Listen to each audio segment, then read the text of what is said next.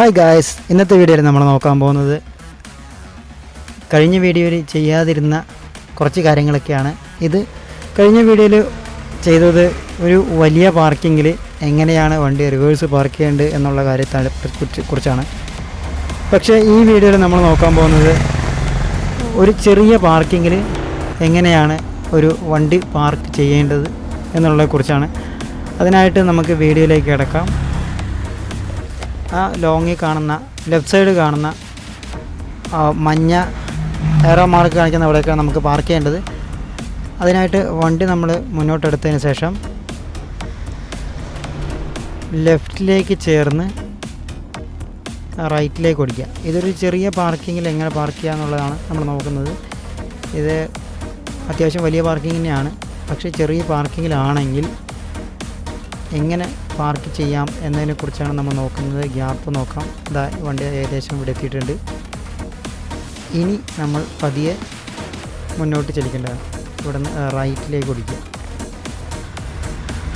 അങ്ങനെ പതിയെ റൈറ്റിലേക്ക് ഓടിച്ച് അങ്ങോട്ട് കയറിക്കൊണ്ടിരിക്കുകയാണ്.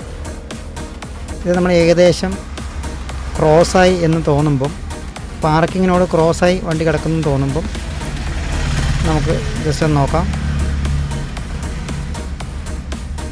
ഏകദേശം ക്രോസ് ആയിട്ടാണ് കിടക്കുന്നത്. ഇനി ഫുള്ളായിട്ട് ലെഫ്റ്റിലേക്ക് ഓടിച്ച് റിവേഴ്സ് ഇറങ്ങി കഴിഞ്ഞ് കഴിഞ്ഞാൽ കറക്റ്റായിട്ട് ആ പാർക്കിങ്ങിൽ പാർക്കാവുന്നതാണ്.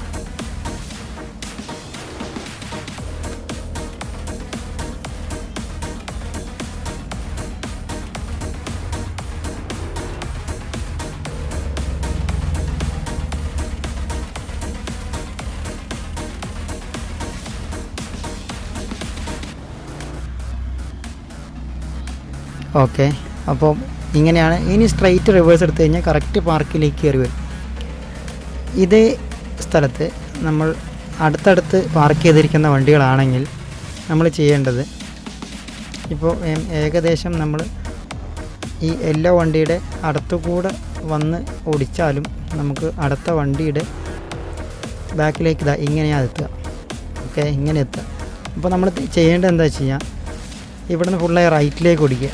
റൈറ്റിലേക്ക് ഓടിച്ചിട്ട് ഫ്രണ്ടിലേക്ക് കയറുക.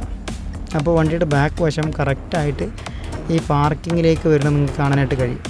ഓക്കെ, ഇപ്പോൾ വന്ന് ഇനി സ്ട്രെയിറ്റ് റിവേഴ്സ് എടുത്ത്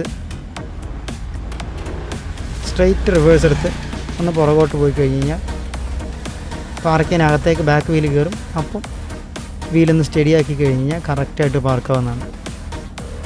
ഓക്കെ, ഇതൊക്കെ കാണാവുന്ന കഴിയും. ഓക്കെ, പയ്യെ വരുന്നുണ്ട്.